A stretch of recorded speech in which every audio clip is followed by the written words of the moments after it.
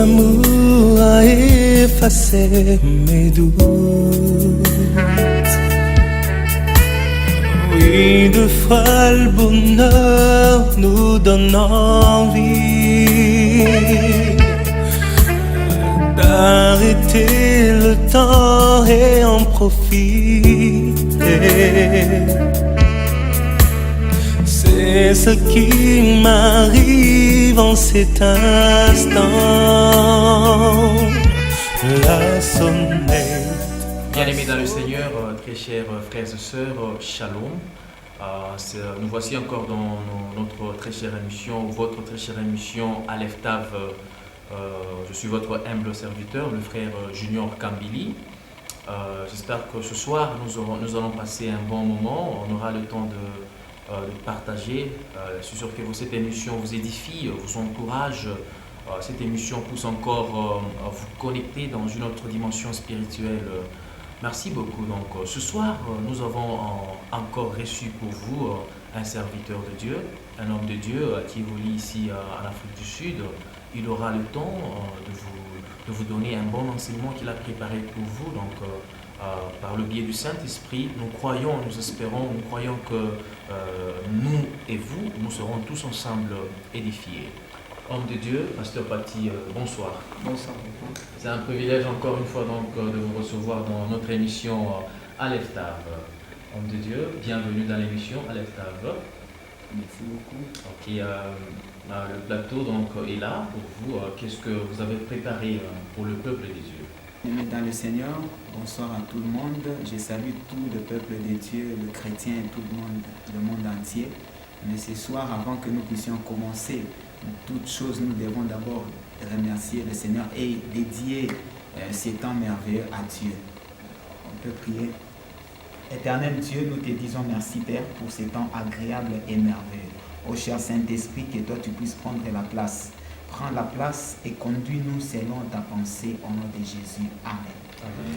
Bien-aimés dans le Seigneur, nous allons commencer maintenant notre petite exhortation de ce soir. Nous allons parler dans le livre de 2 Corinthiens 5, le verset 17. Je sais que ces versets, tout le monde les connaît, même par cœur, tout le monde les connaît. Aujourd'hui, le Seigneur m'a mis à cœur que nous puissions partager sur ces versets-là. On peut prendre nos Bibles et on ouvre. Bien-aimés dans le Seigneur, soyez branchés parce que je sais que le Saint-Esprit est en mouvement en cet instant ici. Je lis la parole au nom de Jésus-Christ de Nazareth. Si quelqu'un est en Christ, il est une nouvelle créature. Les choses anciennes sont passées, voici toutes choses sont devenues nouvelles. Amen. Amen. La Bible dit, si quelqu'un est en Jésus-Christ, il est une nouvelle créature. Bien-aimé dans le Seigneur, il y a quelque chose que j'aimerais avant que je puisse parler, entrer en profondeur. J'aimerais dire au peuple de Dieu, vous saviez que nous tous, nous venons à l'église. Chaque dimanche, on vient, on voit tout le monde aller à l'église et prier le Seigneur. On adore Dieu ensemble. Mais une seule chose que j'aimerais dire au peuple de Dieu, ce n'est pas tout le monde qui sont fils de Dieu. Parce qu'il y a une différence entre être chrétien et être enfant de Dieu. C'est lui qui est, nous tous, parce que les dimanches, nous partons tous à l'église. Ni les féticheurs, ni les occultismes, ni les impudiques, ni les escrocs, ils viennent à l'église. Après, quand ils sortent à l'église, vous leur posez la question, ils vous diront que nous sommes des chrétiens. Or, il vient à l'église, mais il n'est pas enfant de Dieu. Être enfant de Dieu, c'est lorsque quelqu'un accepte le Seigneur Jésus-Christ comme étant Seigneur et Sauveur. Dans son cœur, il accepte. Et Christ vient s'asseoir dans son cœur. En ce moment-là, cette personne-là, on va lui dire, il est né de nouveau. Mais comment maintenant, comment connaître la personne, il est né de nouveau, puis il n'est pas encore né de nouveau? Et j'aimerais vous dire une seule chose, que l'homme est tridimensionnel. Ça veut dire quoi? Il y a le corps, il y a le corps, il y a l'esprit, il y a l'âme. Il y a l'âme, le corps et l'esprit. Alors, les sentiments se résident au niveau de l'âme. Mais le corps ne change pas. Mais ce qui change, ce qui est né de nouveau, ce n'est pas le corps, Mais ce qui est né de nouveau, c'est l'esprit. Donc au niveau de l'esprit. C'est ainsi que vous allez voir que quand Nicodème s'est rencontré avec Jésus, c'était la nuit, Nicodème est allé voir Jésus la nuit. Il pose la question à Jésus, pour être né de nouveau, si quelqu'un est déjà né, il peut encore rentrer dans le ventre de sa mère. Mais Jésus lui répondit, c'était simple, une question qui était sage et simple. Jésus dit, celui qui est né, ça veut dire, celui qui est baptisé d'eau est né de l'esprit. Ça veut dire, si quelqu'un est né de l'esprit, il devient une nouvelle créature. J'aimerais vous donner un exemple, allons-y, tel que nous sommes dans la salle. La personne, si on éteint la lumière, les gens qui sont à l'extérieur ne peuvent pas savoir qu'à l'intérieur, il y a les gens. Et si on allume la lumière, là, on verra qu'à l'intérieur, il y a les gens qui sont à l'intérieur. Le signe, c'est la lumière qui montre qu'il y a les gens à l'intérieur. Ça veut dire quoi? Quand quelqu'un, il est païen, il est mort, d'abord, nous nous promenons, nous sommes tous, nous venons à l'église, en cours de route, nous sommes tous ensemble, nous sommes avec nos amis, nous nous saluons, nous nous côtoyons. Mais il y a les gens qui vivent, mais spirituellement, ce sont les hommes morts.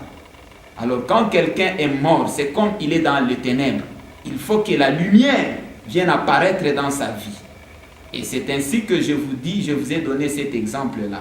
Ça veut dire quoi?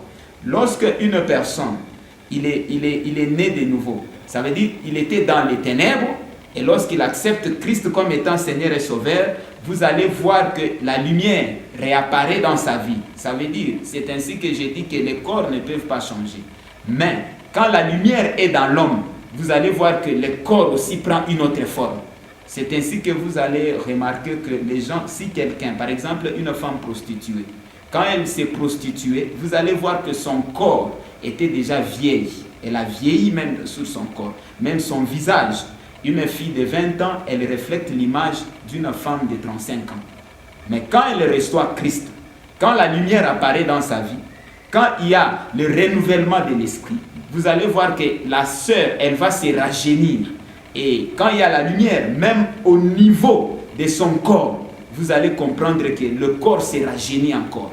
Donc ça veut dire qu'il est né de nouveau. Et vous allez vous remarquer même dans les actes maintenant qu'il va commencer à faire.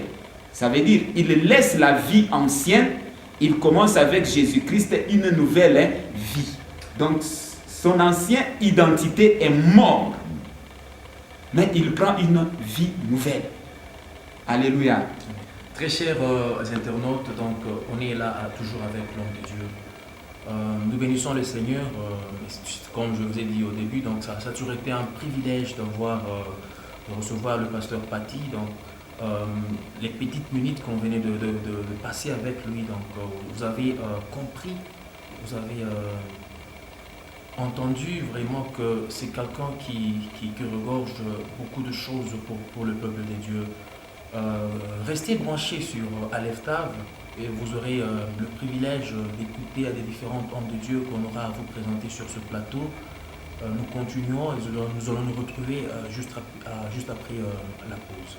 Merci. Ok, bien-aimés dans le Seigneur, j'aimerais aussi quelque part éclaircir aussi le peuple de Dieu aussi. J'aimerais vous dire que ce soir, sois branché là où tu es, parce que je sais que le Saint-Esprit est en mouvement. Le Saint-Esprit fera quelque chose dans ton cœur. Et que j'aimerais d'abord commencer au début de la Bible, donc dans le livre de Genèse. La Bible me dit en Genèse, quand nous lisons les livres de Genèse, la Bible dit au commencement la terre était un vide et sans forme. Et quand Dieu était en train de créer toutes choses, quand il créait la chose, après il dit toutes choses étaient bonnes. Lorsqu'il a séparé la lumière et les ténèbres, il donna la lumière comme jour, les ténèbres comme nuit. À la fin, il dit bon, c'était bon. Et quand il a créé le jardin d'Éden, il a tout mis dans la disposition. Il y avait un très grand confort dans le jardin d'Éden.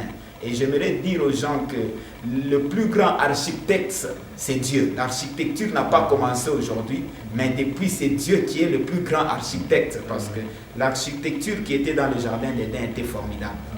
Et Dieu prend maintenant, il dit maintenant, créons l'homme à notre image et à notre ressemblance. Et lorsque Dieu a créé l'homme à son image et à sa ressemblance, Et vous allez voir que Dieu s'est photographié en lui-même pour donner l'image à l'homme.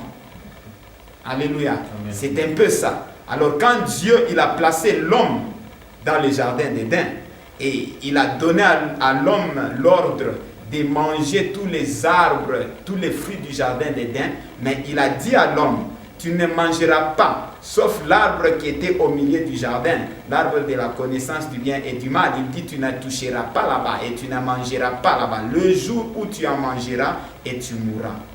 Et vous allez voir une seule chose. J'aime Dieu. Pourquoi est-ce que j'aime Dieu? Quand Dieu veut donner une responsabilité à quelqu'un, même dans l'église, ça c'est une parenthèse, même dans l'église, même partout, s'il veut donner à quelqu'un une responsabilité, vous allez remarquer que Dieu va faire passer cette personne à une étape pour voir si la personne est mature.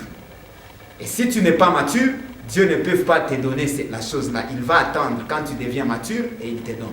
C'est le cas d'Adam, le cas de la femme. Avant que Dieu donne la femme à l'homme, il a fallu que l'homme puisse passer à une étape, voire l'étape de la responsabilité. Ça veut dire quoi? Et Dieu, il a appelé tous les animaux, il les a réunis les animaux auprès de l'homme. Et ce n'est pas Dieu qui a donné le nom aux animaux, mais c'est l'homme. C'était une étape de voir de la maturité avec Dieu. Et quand Dieu, il a vu cela, il a vu qu'Adam était une étape de la responsabilité. Et vous allez voir que Dieu a donné à Adam la femme. Mais Dieu n'a pas dit à la femme les consignes qu'il a parlé à l'homme. C'était l'homme qui devrait maintenant imprimer, parler à la femme ce que Dieu lui a dit au sujet de cet arbre qui était dans le jardin d'Éden. Et la Bible dit, comme nous tous nous savions cette histoire-là, et je voudrais dire une seule chose. Dieu, il veut qu'en tant que serviteur de Dieu, en tant qu'enfant de Dieu, il veut que nous puissions aller à la dimension de la divinité de Dieu. Donc nous puissions faire les choses telles que Dieu le veut.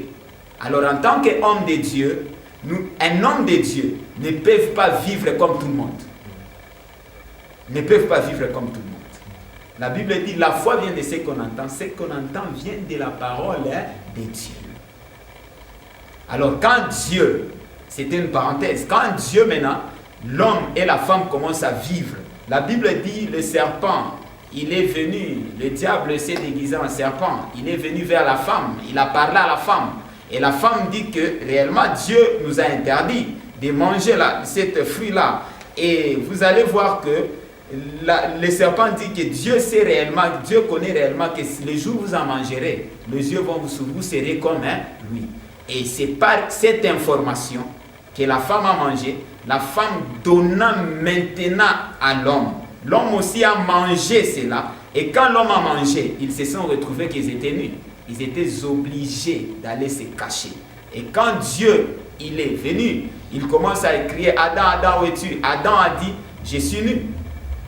Vous me comprenez comment l'histoire s'est passée? Donc, et vous allez comprendre que Dieu dit à Adam, le jour où tu en mangeras, tu mourras. Mais quand nous lisons la Bible, vous allez comprendre que l'homme, il a mangé, mais l'homme vivait. Parce que Adam a vécu 930 ans sur la terre avant qu'il meure physiquement. Il a passé 930 ans sur la terre. Mais là-bas, nous parlons dans la dimension. Les gens peuvent dire, comment Dieu a dit ça? Mais l'homme n'est pas mort ces jours-là. Mais j'aimerais vous dire, dès le jour où il a mangé, spirituellement, Adam était déjà mort. Il est mort spirituellement. L'une des raisons que je vous ai dit au début, que nous avons les gens, nous nous promenons tous. Mais il y a les hommes qui sont déjà morts. Quand tu n'as pas Christ en toi, tu es un homme mort. Bien que tu peux avoir l'argent, bien que tu peux avoir des fortunes, bien que tu peux voyager, mais si tu n'as pas Christ en toi, tu es un homme animal, un homme mort. Mais ce soir, j'aimerais te dire une seule chose, bien-aimé dans le Seigneur. J'ai une bonne nouvelle pour toi. Toi qui es assis dans ton salon, toi qui es en train de se promener en cours de route, peut-être tu es en train d'écouter ces messages dans la voiture, mais j'aimerais te dire une seule chose, tu es déjà mort. Il te faut que tu puisses accepter Christ comme étant Seigneur et Sauveur dans ta vie. Bien-aimés dans le Seigneur, très chers internautes, très chers téléspectateurs, sur Aleph Tav, il s'agit de Jésus-Christ. Nous bénissons le Seigneur pour la présence de l'homme de Dieu, le pasteur Paty. Nous croyons que vous êtes en train de suivre l'homme de Dieu calmement. De partout vous le suivez. Nous vous garantissons que ce message, par le biais du Saint-Esprit, nous croyons que ce message va vous édifier. Très chers internautes, très chers téléspectateurs, c'est un plaisir pour nous, Aleph Tav. L'émission d'ailleurs porte le nom du Christ, l'alpha et l'oméga. Les hommes de Dieu auront l'occasion de passer sur ce plateau pour vous parler, pour vous édifier. Parce que la parole change. Ce sont les bouches de Dieu que Dieu utilise pour changer nos vies. Juste après la pause, nous allons continuer avec notre enseignement. Merci. Ok, je parlais de ça. Je suis arrivé au niveau de la mort d'Adam. Adam était en vie, mais spirituellement, il était déjà mort. Il y a des gens qui se promènent partout dans le monde entier, même des certaines qui viennent à l'église, qui sont déjà morts, mais qui sont en vie. J'aimerais encore dire une seule chose. Et quand maintenant Dieu a commencé à parler avec l'homme, il dit à la femme, tu enfanteras avec douleur. Il dit à l'homme, tu mangeras ton suaire. Maintenant, il rentre vers le serpent. Il dit au serpent, dans Genèse 3, le verset 15, il est en train de parler au serpent. Il dit ceci, celle-ci t'écrasera la tête, mais tu la mordras le talon. Donc, Dieu, il parlait de l'avenir de Christ. Vous saviez qu'il y a quelque part, quand je méditais la Bible, la parole de Dieu, je me disais, bien aimé dans le Seigneur. Avant que vous ne puissiez continuer, vous avez parlé, celle-ci écrasera ta tête, mais le serpent mordra ton talon. Est-ce que vous pouvez essayer un peu de nous éclaircir pour que nos bien-aimés qui nous suivent puissent comprendre qu'est-ce que ça veut dire? Ok, c'est là où je suis en train de partir. Ça veut dire que quand Dieu parlait cela, il parlait déjà, il annonçait déjà la venue de Jésus-Christ. Ça veut dire quoi?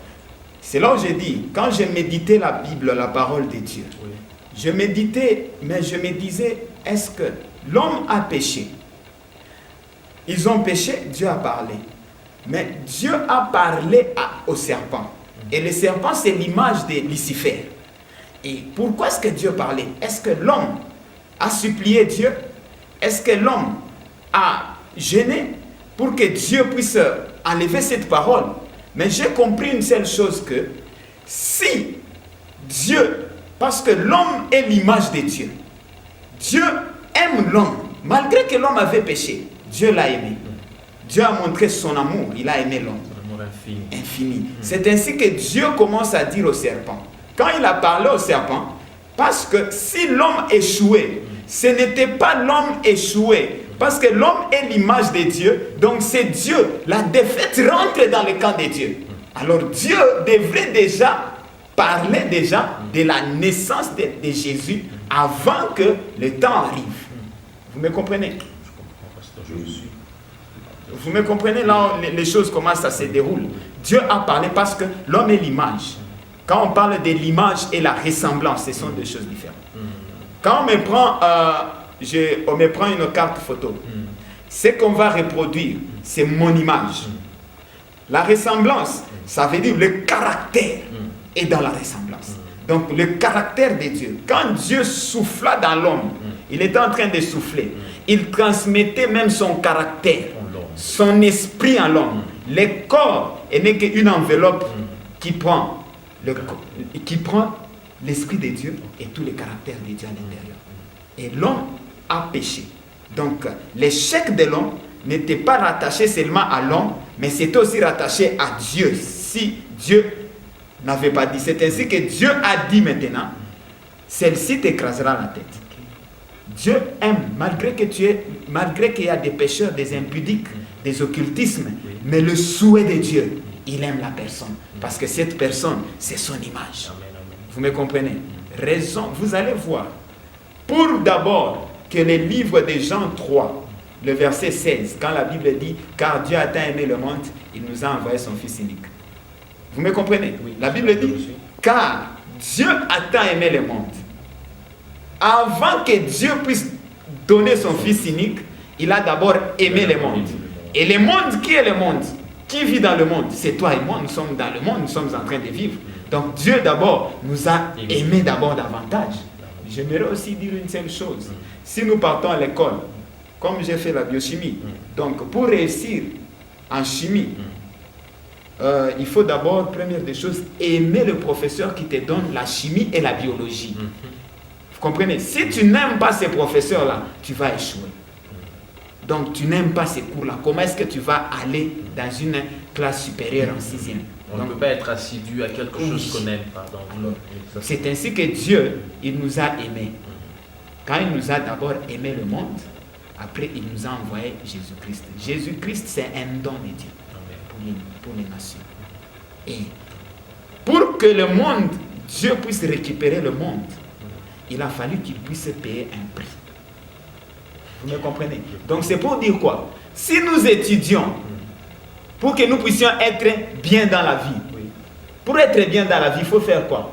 Étudier. Quand tu es en train d'étudier, tu es en train de payer les prix. Tu es en train de payer les prix pour ton futur. Le travail que tu es en train de travailler. Pour que je sois pasteur, j'ai payé un prix. Afin que Dieu puisse me mettre dans cette dimension qu'il m'a mis. Même pour avoir la connaissance, il y a un prix.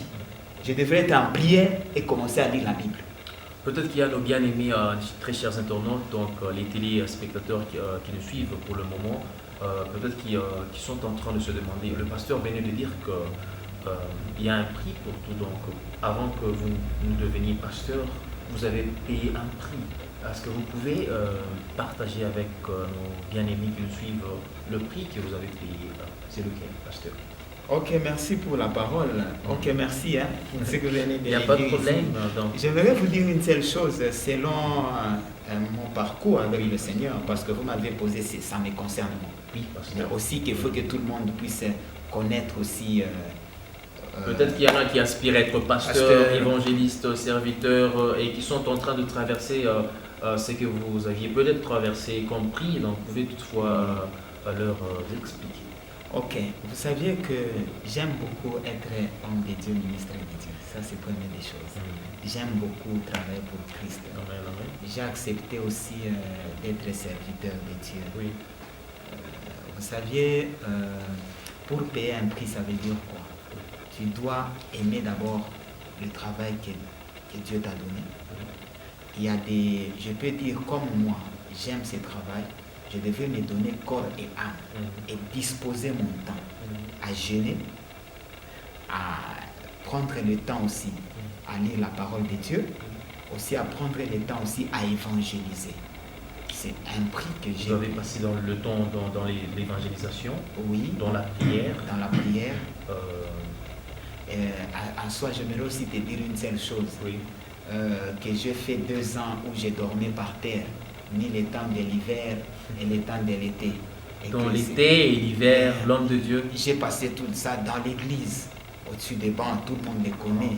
Pendant 2 ans. En train de chercher, en train de vous sacrifier, dédier dans la présence de Dieu. Oui, où j'ai prié non pas pour moi, mais pour l'œuvre de Dieu et pour les âmes perdues. Voilà le prix que vous aviez payé, homme de Dieu. C'est un prix aussi parce que Dieu reste Dieu, il est fidèle. Il m'a fait passer sur ces tests-là quand je vous ai dit, avant que Dieu puisse donner à Adam une femme, il fallait qu'il puisse passer sur une test. Qui était un prix de voir Dieu, une test de responsabilité. Donc il fallait payer, j'ai payé ces prix-là. J'ai passé des temps à la montagne où j'allais seul, où j'ai prié seul. Imaginez-vous à Johannesburg, un jour je suis allé à la montagne où les bandits m'ont attaqué. C'était pour la grâce de Dieu. C'est un prix aussi, j'ai payé aussi. Vous avez risqué votre vie. J'ai risqué pour l'œuvre de Dieu. Comprenez? Pour le royaume. Pour le royaume de Dieu. Pour que le peuple de Dieu, c'est Dieu. Il y a certaines personnes que j'ai prié pour eux, ils ne savent même pas. Pour qu'ils étaient dans la perdition, afin qu'ils puissent rentrer en Christ. Bien-aimés dans le Seigneur, très chers internautes et téléspectateurs qui nous suivent pour le moment, bien sûr que oui, nous aurons eu le temps d'écouter ce que le pasteur nous a venu de nous parler, compris ce qu'il a payé, compris. Vous êtes là, il y a quelque chose qui monte souvent au cœur pour servir le Seigneur. Vous sentez, vous ne sentez pas, vous croyez que le Seigneur m'a appelé que ce que le pasteur vient de vous dire ne soit pas une barrière pour œuvrer pour le Seigneur. N'est-ce pas, pasteur? Oui, que ça ne soit pas une barrière. Parce que le Seigneur est en train de vous mettre dans son école. Il est en train de vous apprendre A, B, C, D. Quand il punit avec le cœur d'un père. Il sait où frapper ou ne pas frapper. Et cette punition, c'est une pure et simple façon de vous préparer pour œuvrer pour lui. Homme de Dieu, vous pouvez continuer avec la parole. J'ai dit Jean 3, le verset 16. La Bible dit, car Dieu a tant aimé le monde, il nous a envoyé son Fils unique. Quiconque croira en lui verra la vie éternelle. Ok. Le salut se trouve en Jésus-Christ. Ce n'est pas hors Jésus-Christ, ça se trouve en Jésus-Christ. Jésus est venu sur la terre. La mission de Jésus, c'était de nous récupérer, nous qui étions des gens qui étaient perdus. Okay. C'est la raison pour laquelle vous allez voir Jésus. À un moment donné, les gens ont vu Jésus s'assis en train de manger avec les pharisiens, les gens de mauvaise vie. Et les gens étaient étonnés. Comment se fait-il que le Fils de Dieu, il peut manger avec les gens de mauvaise vie? Or, la mission de Jésus n'était pas venue pour les gens qui se disent qu'ils sont 100%, ils sont justes 100%. Il est venu pour les prostituées et pour les voleurs, pour les escrocs, pour les ramener à Christ. Vous me comprenez? Alors, quand Jésus est venu sur la terre, vous allez voir la mission de Jésus. Il a mangé, il ne choisissait pas les lieux. Il dit, oh non, moi je ne peux pas aller là-bas parce que là-bas il y a les impudiques. Non, il marchait partout. C'est ça, pour ramener les gens à Jésus-Christ, pour ramener les gens au Père. Donc les gens qui étaient perdus et les ramener. C'est que j'aimerais dire une seule chose, il a payé le prix parce qu'il a dit à la croix, Père, tout est accompli. Donc ça veut dire la mission que tu m'as donnée. Ton peuple, vous allez voir qu'il y a quelque chose qui me vient comme inspiration du Saint-Esprit. Vous allez voir que quand Adam et Ève, Dieu les a chassés du jardin, il a pris les chérubins, il les a placés à la porte. Mais quand les chérubins étaient à la porte pour empêcher que l'homme ne puisse pas rentrer encore. Mais quand Jésus est venu, là à la croix, vous allez voir qu'il dit, Père, tout est accompli. Donc la mission que tu m'as envoyée sur la terre est accomplie. Donc je suis venu réconcilier. Jésus il est un pont entre l'homme et le Père. Il nous a amené le ministère de la réconciliation, comme dans la Bible on a écrit là-bas. Vous me comprenez? Donc même les chérubins qui étaient assis là-bas, qui étaient devant la porte, quand ils ont entendu Père, tout est accompli, qu'est-ce que les chérubins devraient faire? Ils devraient laisser l'ouverture maintenant. Que les fils de Dieu, que les enfants de Dieu qui étaient perdus, qui puissent rentrer. L'une des raisons, vous allez voir, même les gens étaient dans le temple, ils ont vu les rideaux se déchirer en deux. C'était l'image, les dessins des chérubins étaient là. Mais c'était fantastique parce que la voile était déchirée. La voix se déchire. Quel mystère! Quand il a parlé, il a dit, Père, tout est accompli. C'est un grand mystère. Et nous avons repris vie maintenant en Jésus-Christ. C'est ainsi que je suis en train de dire. Nous avons pris naissance. Oui, naissance, quand tu acceptes Christ.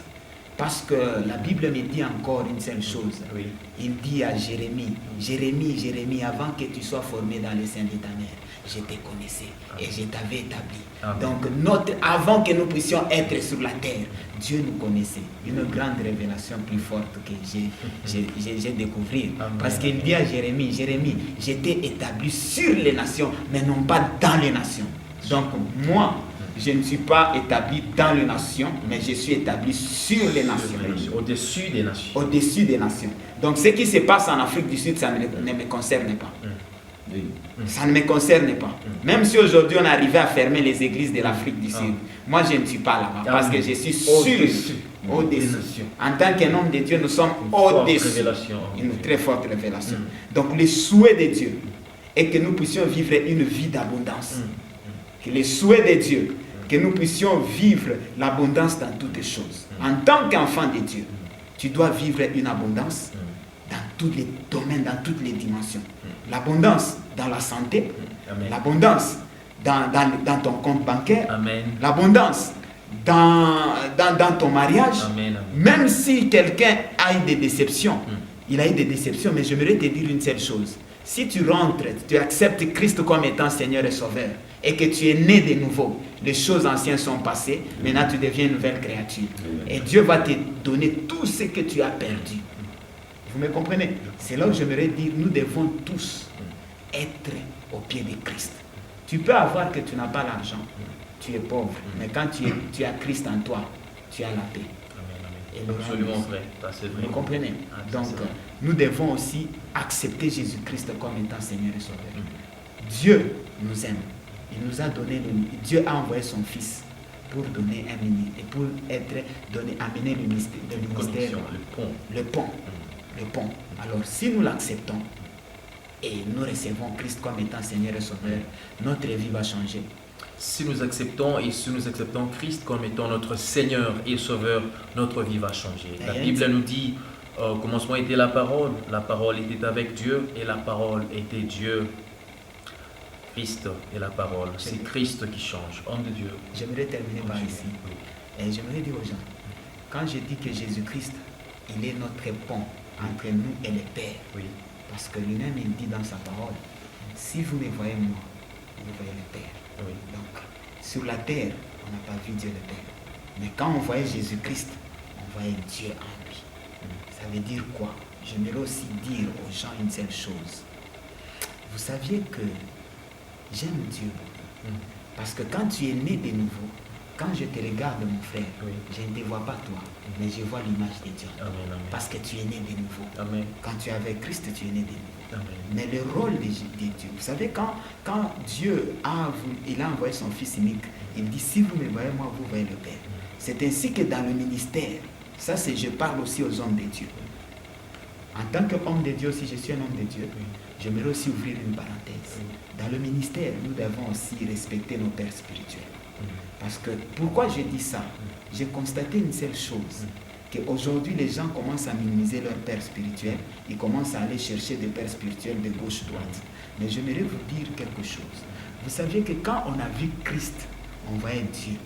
Est-ce que, pardon un peu, j'aimerais te poser la question. Oui. Est-ce que tu as vu Dieu le Père chicoter sur la terre? Je dirais selon mes analyses et ma méditation sur la parole. Non, vous voyez comme ça. Comme ça, non, je ne l'ai pas vu. Vous ne l'avez pas vu. Non, je ne l'ai pas vu. Vous savez pourquoi? Non, je ne sais pas si vous pouvez nous donner encore la lumière là-dessus. Lui, il est le Père. Donc Dieu est le Père. Ok. Le rôle du Père, c'est de mettre le Fils devant et le reste derrière. Vous comprenez? Quand vous avez un Père spirituel, ça veut dire quoi? Vous savez, dans la maison, quand il y a un enfant qui est né, la naissance de la deuxième enfant, vous allez constater que le premier commence à taper le deuxième. Pourquoi? Parce que le deuxième a pris sa place. Il voit qu'il a pris sa place. Mais avec le temps, il y a quelque chose, ils vont se comprendre que c'est bon. Il y aura l'amour. Et quand l'enfant atteint l'âge de 18 ans, il se sent mature. Là, dans la maison, vous allez voir que l'enfant aussi se dit que je suis aussi capable d'aller chercher un pain et amener à la maison. Vous comprenez? Ça, c'est l'étape de la maturité. Aussi, c'est les 3 niveaux qui sont aussi dans le ministère. Mais quand au niveau du Père, c'est autre chose. Le respect de Père, c'est autre chose. Le Père, quand il se réveille le matin, il part au travail, il s'oublie soi-même. Parce qu'il travaille pour l'intérêt des enfants. Et quand nos pères nous payent les études, parce qu'ils veulent que nos fils puissent atteindre dans les nations, qu'ils puissent avoir des positions élevées. Et vous allez voir que nos pères spirituels, leur souci, quand ils nous ont engendrés spirituellement, leur souci, que nous puissions prendre des positions élevées dans les nations. Parce que nous sommes appelés au-dessus. Pas dans les nations, mais au-dessus des nations. Au-dessus des nations. C'est ainsi que je te dis, on n'a pas vu Dieu le Père sur la terre physiquement. C'est lui qui a été chicoté, c'est Jésus. C'est lui qui a été frappé, c'est lui qui a porté cette couronne des épines, mais c'est Jésus. C'est Christ. Mais quand il était à la croix, il est mort. Qui l'a ressuscité? Le Père. À chaque fois quand le Fils met le Père met le Fils devant. Quand il y a un problème, le Père sort, s'en occupe. Même s'il est aux États-Unis, il prend autorité, il descend pour juger ses problèmes. Mais quand les gens commencent à aller chercher des pères par-ci, par-là, ce n'est pas l'offrande qui nous fait que nous puissions avoir un père. Ce n'est pas l'offrande. Là, c'est l'exposition. Ce n'est pas une couverture, mais c'est l'exposition. Pourquoi j'ai dit c'est l'exposition? Les jours où tu auras des problèmes, c'est le jour où tu verras maintenant l'homme qu'il mange, qu'il prend ses offrandes. S'il peut te nier ou s'il peut aussi t'accepter. Nombreux des gens te diront que non, ce n'est pas mon fils. Il venait pour prendre des conseils tout simplement. Mais ce n'est pas, je ne l'ai pas engendré. Voilà mes fils que j'ai engendrés. Vous me comprenez? Donc, en tant que les hommes de Dieu, nous devons aussi apprendre aussi à se réconcilier avec nos pères. C'est quand tu ne te réconcilies pas avec ton père spirituel, quelque part aussi, tu n'as pas Christ parce que tu ne peux pas. Tu n'as pas Jésus-Christ en toi. Ça, c'est les dimensions aussi des pères. Tu n'as pas Jésus-Christ parce que le royaume de Dieu est bâti sur le principe de la soumission. Si tu veux réussir dans le ministère, tu dois aussi te soumettre à l'autorité. Qu'il soit petit, qu'il soit mince, mais tu dois lui donner du respect. Le respect de nos pères spirituels. De nos pères spirituels. Ces derniers temps, j'ai vu, les gens ne donnent pas du respect aux pères spirituels. Même dans des églises, on ne nous respecte pas. Vous allez voir les gens qui ont des moyens, ils veulent diriger un père spirituel. Non, non, non. Quel grand péché. Parce que c'est un grand péché devant Dieu. Parce que tu n'es pas un enfant de Dieu, doit suivre les principes dans le royaume de Dieu. Donc nous aussi, en tant que les hommes de Dieu, nous devons aussi quelque part commencer à nous conseiller et à nous remettre dans le rang. Nombreux aussi, ils sont dans... Vous me comprenez? Alors, ce que j'aimerais dire aussi, j'ai touché aussi tous les aspects. Mais le grand problème, mon souci est que rentrons tous à Jésus-Christ. Acceptons d'être nés de nouveau. Afin que nous soyons qu'on soit Jésus-Christ. Tu sais, quand tu es né de nouveau, si tu es malade, tu peux être sidatique, tu acceptes Jésus-Christ comme étant Seigneur et Sauveur. Avant que l'homme de Dieu prie pour toi, mais le miracle peut se passer. Et tu es guéri. Tu es guéri. À cause du nom de Jésus. Tu peux avoir des problèmes. On te dit qu'on va te chasser au travail. Mais tu te dis, mais laisse-moi rentrer au pied de Christ. Tu acceptes Christ. Et que demain, tu pars au travail, on te donne encore une promotion. Amen, amen. Vous me comprenez avec Christ? C'est ainsi que j'ai toujours dit aux gens, rentrons au pied de Christ. Rentrons au pied de Christ. C'est là où il y a la vie. C'est là où il y a la vie éternelle. Allons chercher notre nouvelle naissance dans lui. Nouvelle naissance dans notre vie chrétienne. Que Dieu vous bénisse. Amen, amen. Bien-aimés dans les Seigneurs, très chers internautes, téléspectateurs, c'était un plaisir, un privilège. Nous bénissons le Seigneur pour le temps qu'il nous a donné donc de partager sa parole. Pasteur Paty, que Dieu vous bénisse. Merci d'être venu. Aleph Tav est votre maison.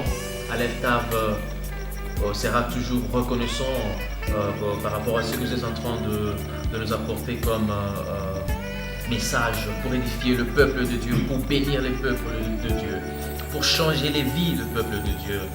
Bien-aimés dans les Seigneurs, si vous êtes convaincu, persuadé par le message du pasteur Paty, il va donner son numéro de téléphone. Vous pouvez, soit le numéro pourra passer au bas plutôt de l'écran.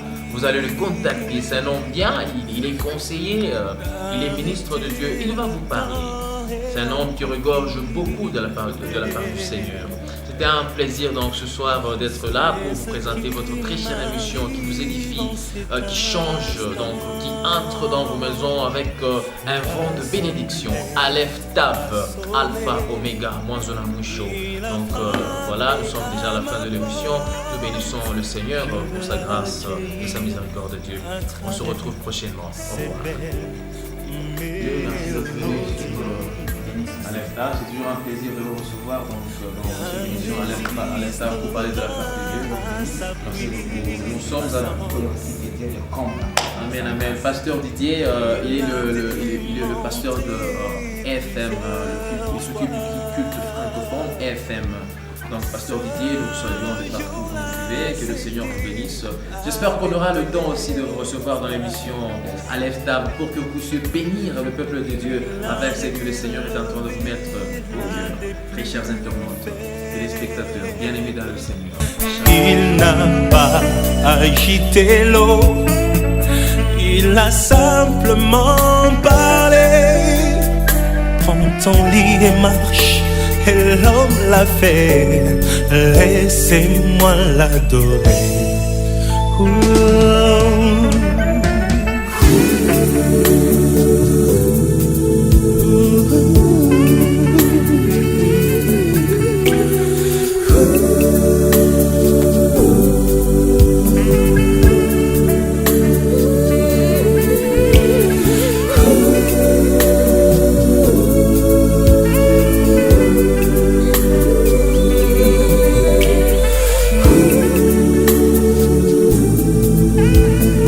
Laissez-moi adorer le roi des rois. Il m'a promis de ne jamais me quitter. Il m'a dit je reste près